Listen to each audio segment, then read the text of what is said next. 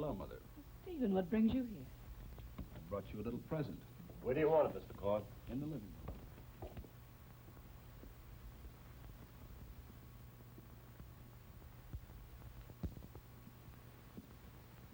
Right here will be fine.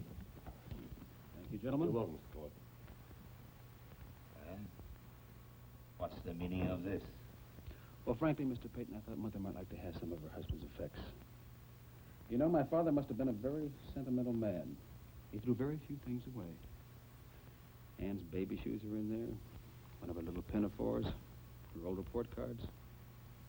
Anne was a very good student, do you know that? But her teachers recommended that she get a little more attention at home, so she wouldn't have to resort to so much make-believe. Stephen, please.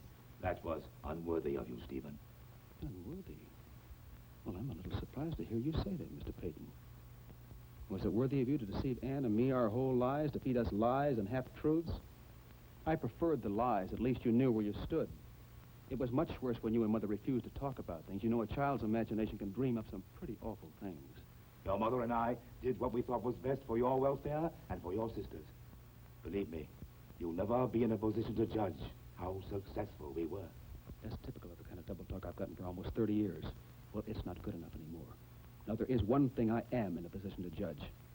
You had a chance to help Anne when she came back to this town. Instead, you turned your back on her. And when she found out who she was, you tortured her with it, instead of begging her forgiveness. Even then, you couldn't let go, could you? When she left this house that day, the day she died, you followed her. You went to the boarding house. It's true, isn't it? Why did you have to see her again, Mother? Something you overlooked? Some ugly detail you'd forgotten to tell her? I never saw her again, I swear. I knew I'd hurt her, of course, but... And you wanted to apologize. I don't know. I just knew I wanted to see her again, to try to change things. What did you say to her? I want to know. Stephen, your mother's a human being. I suggest you treat her like one or get out.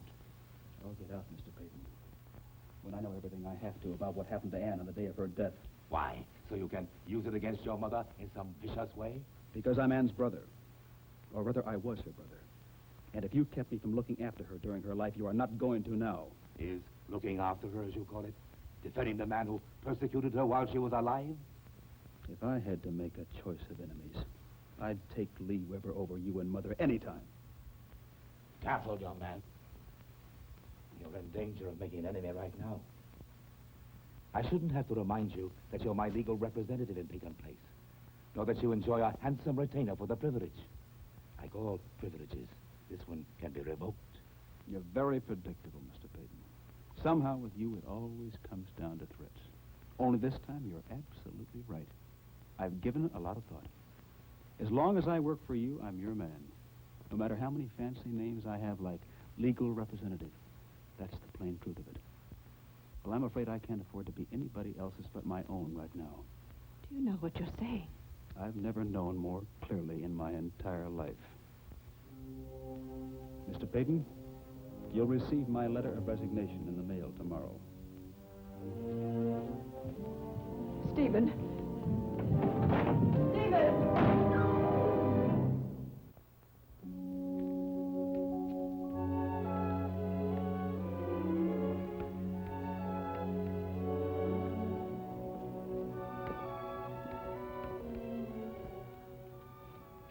Sandy? She ducked out for a minute. Give me a cup of coffee, will you? Chris? I didn't expect to find you here. Who's minding the garage? There you are. I just left the police station. Any news about Allison? I don't know, but I had a long talk with my brother. And? He had a lot of things to say. He usually does. He said you dumped Allison. That's the way he put it. Nothing subtle about Lee. Okay, Chris, what's your problem? You treated her like dirt, didn't you? You treated her like you owned her, like she was private property. I think you know better than that. Now, obviously, your brother has gotten you upset. That's right, I am upset. Well, I don't want to talk about Allison, okay, to anyone. See you around. Wait a minute. Rod, You and I have kind of a weird relationship because of Allison. I feel like I want to say something to you. Okay? Chapter 1, Confessions of a Blind Boy. I loved her, Rod. I really loved her. That's all I wanted to say.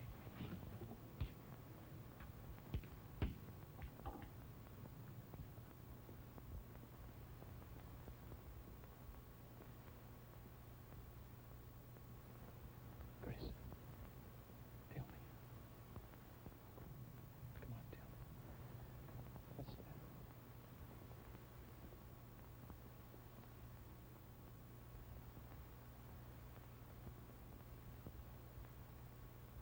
I had never met anyone like her. I couldn't use my favorite alibi when she didn't fall for me. I couldn't say, well, Chris, he just had a couple of eyes. Because I knew that wasn't true. I knew things like that didn't really matter to her. She just didn't love me. If I had 20/20 vision, she still wouldn't have loved me. Because she loved you. She loved me. And I loved her. Somehow that wasn't enough. Why did you break up? I think if I had the answer to that, I'd be sitting in there staring at a cup of coffee. I don't know. When I turned to her, she was afraid. And when she reached for me, I was looking the other way. I knew what was happening to her. I helped make it happen. Amy. Lee didn't hurt Allison, but he hurt me bad. All my life I've been afraid of him, but I've never had the guts to get even. Then I met Allison. I fell in love with her almost right away. I knew she didn't feel the same way, but I couldn't accept it. I just couldn't. I tried to test her love. I began to make demands on her, weighted her down with my problems. Then I asked her to keep a secret. The secret of Ann Howard's innocence. A secret I knew was impossible to keep, wrong to keep. But when she told her father, I felt betrayed, helpless, the way I always felt with Lee. But Allison wasn't Lee. She was vulnerable. She could be hurt. And so I hurt her. I punished her for everything that ever happened to me. What'd you tell her? The cruelest thing I could think of. I said she couldn't love. That she was incapable of loving. I wanted her to love me so much. You know, we all hurt her. We're all to blame. I was such a coward, such a stupid coward. I've got to try and make it up to her, Rod. They've got to find her. They've just got to. Why does everybody act as if she's gone forever? Why do we blame ourselves for what happened? We could turn around this very minute and she'd be standing. Did you turn around, Rod? And she wasn't there. Don't worry, we'll find her. I'll find her.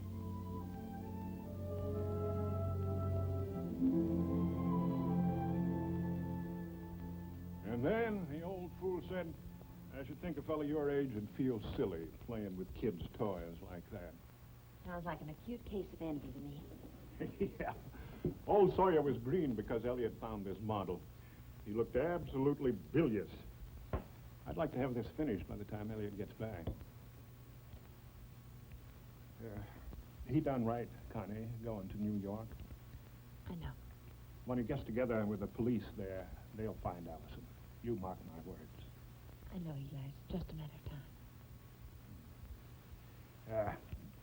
This is getting like work. What do you say we go out and see the nursery?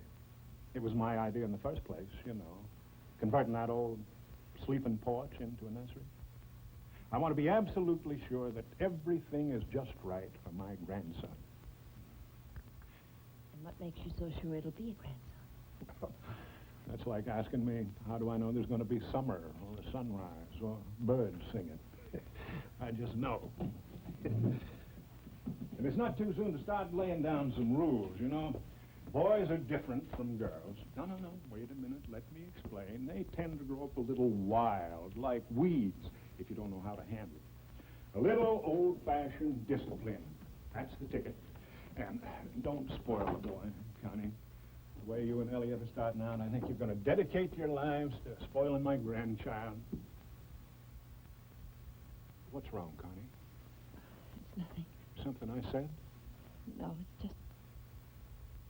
Every time I go into that nursery now, I think how warm and perfect and right everything is. How different the world's going to be for this child.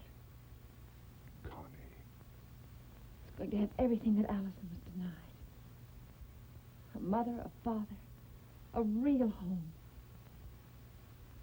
It's coming into a real world, Eli. Not a make-believe world that I created for Allison. Out of lies and half-truths and evasions. Connie, don't do this to yourself. I want this baby, Eli. With all my heart and soul. But some frightening instinct tells me I've lost Alice.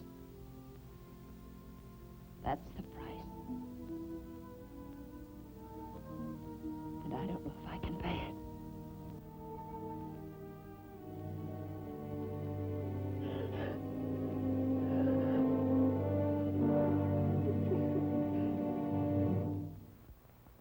Preview from the continuing story of Peyton Place.